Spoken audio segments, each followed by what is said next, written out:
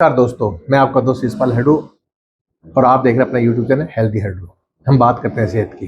दोस्तों, हम विभिन्न तरह के अनाज की रोटियां खाते हैं और हर अनाज की तासीर अपनी अलग होती है। हर अनाज के अंदर विटामिन के या मिनरल्स एक्स्ट्रा अलग अलग होते हैं, फाइबर की मात्रा अलग अलग होती है। तो ऋतु अनुसार अलग अलग अनाज हमें खाने चाहिए। तो ये गर्मी का मौसम चल रहा है। गर्मी के मौसम के अंदर हम बात करते हैं एक बहुत ही पौष्टिक और विटामिन, फाइबर और मिनरल से भरपूर एक ऐसे अनाज की जो हमारे बड़े बुजुर्ग, हमारे पूर्वज खाते रहे हैं। वो उसी अनाज की जो हमारे ट्रेडिशनल अनाज है उसी की बात कर रहा हूँ। उसका नाम है जौ। जो बड़ा ही कॉमन सा, बड़ा ही बढ़िया मिलने वाला अनाज है। और अगर हम जौ का नियमित रूप से सेवन करते हैं तो आपके पाचन में बेहद तरीके से सुधार आएगा। आपका ब्लड शुगर बैलेंस रहेगी, वेट कंट्रोल रहेगा और ख़ास तौर पे किडनी की हेल्थ के लिए तो जो है ये रामबाण है। जो कि तासीर ठंडी होती है। तासीर ठंडी होने की वजह से ये गर्मियों के लिए ये अमृत माना जाता है। इसलिए गर्मियों के अंदर हमें जौ जरूर खाना चाहिए। अगर हम जौ का नियमित रूप से सेवन करते हैं तो हमारा ब्लड शुगर कंट्रोल रहता है, क्योंकि जौ के अंदर बीटा ग्लूकन नाम का एक कंपाउंड होता है जो ब्लड शुगर और इंसुलिन को का लेवल को बैलेंस रखता है, कंट्रोल में रखता है। इसी तरीके से जौ के अंदर सोल्यूबल फाइबर होता है, जिसकी वजह से हमारा पाचन बढ़िया रहता है, कब्ज से छुटकारा मिलता है और वजन कंट्रोल रहता है। क्योंकि फाइबर होता है वो हमारी जो गट हेल्थ को और हमारी जो आंत है इसको बहुत ही आराम देता है और इसके अंदर सफाई कर देता है। सोल्यूबल फाइबर होने की वजह से ये जो है ये हार्ट हेल्थ के लिए भी बहुत बढ़िया है और एलडीएल को ये कंट्रोल करने में काफ़ी कारगर है। और जो है ये किडनी और यूरिनरी फंक्शन और यूरिनरी हेल्थ यानी पेशाब संबंधी जो दिक्कतें होती है इसके अंदर बड़ा लाभदायक होता है। किडनी को डिटॉक्स कर देता है और मूत्र मार्ग के अंदर जो भी कोई इन्फेक्शन हुआ है, कोई संक्रमण हुआ है तो इसके लिए बड़ा फायदेमंद होता है। इसमें कैल्शियम और फास्फोरस काफ़ी अधिक मात्रा में होता है, इसलिए ये हड्डियों को भी मजबूत बनाता है। इसलिए गर्मियों के सीजन के अंदर हमें जौ हर हालत में खाना चाहिए। तो जौ को खाते हुए थोड़ी सी ध्यान रखिए। एक तो जिनका पाचन कमज़ोर है, जिनका डाइजेशन सही नहीं है, जिनको गैस और ब्लोटिंग की दिक्कत है, उनको प्रारंभ में सीमित मात्रा में खाना चाहिए या दूसरे अनाज के साथ मिला के खा लेना चाहिए।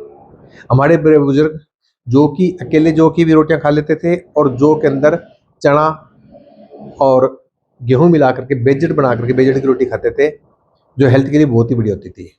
दूसरा, जो डायबिटीज़ की यानी ब्लड शुगर जिनके हैं और डायबिटीज़ की दवाइयाँ ले रहे हैं उनको भी जौ सीमित मात्रा में खाना चाहिए, क्योंकि जो है वो इंसुलिन लेवल को कंट्रोल करता है, स्लो कर देता है, तो इस वजह से दिक्कतें आ सकती है। इसलिए थोड़ा कम मात्रा में खाएं।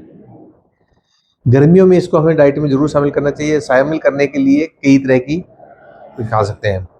सर्दियों में जो खाने से बचना चाहिए, क्योंकि इस तासीर ठंडी होने की वजह से हमारे जोड़ों में दर्द होना इस शिकायत हो सकती है, इसलिए ये सावधानी जरूर रखें। दूसरी एक बात कि जौ की तासीर भी रूखापन होता है, इसलिए जौ की रोटी खा रहे हैं तो उसके साथ आप घी जरूर खाएं। अगर घी नहीं खाएंगे तो आपको पाचन में दिक्कत आएगी और शरीर में खुश्की पैदा हो जाएगी। जो खाने का सबसे सिंपल तरीका तो होता है रोटी बना करके, लेकिन रोटी बनाना थोड़ा सा मुश्किल होता है क्योंकि ये खुश्क होता है। तो एक तो रोटी बनाते वक्त इसको गर्म पानी के अंदर आटा गूंद कर बनाया जाए तो थोड़ी रोटी बन सकती है। रोटी बनाना थोड़ा मुश्किल होता है, लेकिन रोटी बना के खाना सबसे बढ़िया माना जाता है। दूसरा, अगर आप बेजड़ जिसका सब प्रयोग किया था यानी मल्टीग्रेन आटा, आजकल नाम काफ़ी ज़्यादा चल रहा है। मल्टीग्रेन के अंदर क्या होता है कि मेन गेहूँ उसके साथ दूसरे अनाज को शामिल कर दिया जाता है।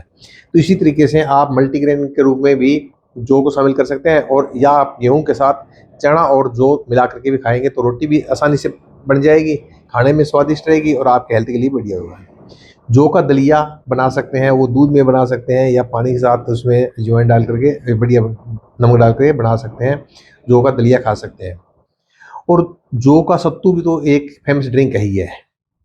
जौ को भून लीजिए, भूनने के बाद पीस लीजिए, पीस के छान लीजिए, छान के जो इसका जौ का आटा है उसको रख लीजिए।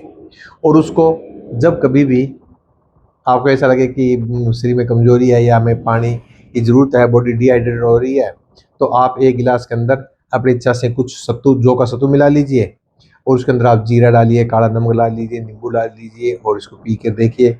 आपको कि किडनी बढ़िया स्वस्थ रहेगी, बॉडी डिहाइड्रेट रहेगी, हड्डियाँ मजबूत होगी, वज़न कम कंट्रोल में रहेगा, डायबिटीज़ या शुगर है वो कंट्रोल में रहेगी, सब कुछ रहेगा। जौ का सत्तू बहुत ही बढ़िया है।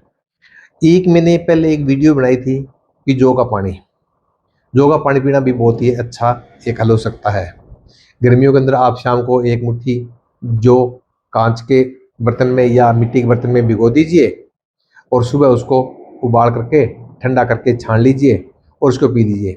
अगर ये पानी जौ का पानी पीते हैं तो आपकी किडनी डिटॉक्स हो जाएगी। किडनी से संबंधित या पेशाब से संबंधित जो भी दिखते हैं उनके अंदर आपको बहुत ही अच्छा रिजल्ट रहता है। तो दोस्तों, जौ में फाइबर है, प्रोटीन है, विटामिन बी है, आयरन है, तो ये सारे मिनरल होने की वजह से हमारी बॉडी को हेल्दी रखने के लिए और किडनी को साफ सुथरा रखने के लिए बहुत ज़रूरी है। तो इसलिए मेरा सभी से निवेदन है कि आप जौ को गर्मियों के अंदर किसी भी तरीके से खाइए, लेकिन खाइए, आपको निश्चित तौर पर शरीर के अंदर पॉजिटिव और जादुई असर दिखाई देगा।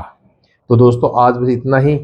हम फिर मिलेंगे किसी और विषय के ऊपर। अगर किसी और विषय पे बात करना चाहते हो तो आप मुझे बता दीजिए, मैं उस विषय बात कर लूँगा, करने का कोशिश कर लूँगा। आप सब सुखी रहें, स्वस्थ रहें, सबका कल्याण हो, सबका मंगल हो। राम राम जी।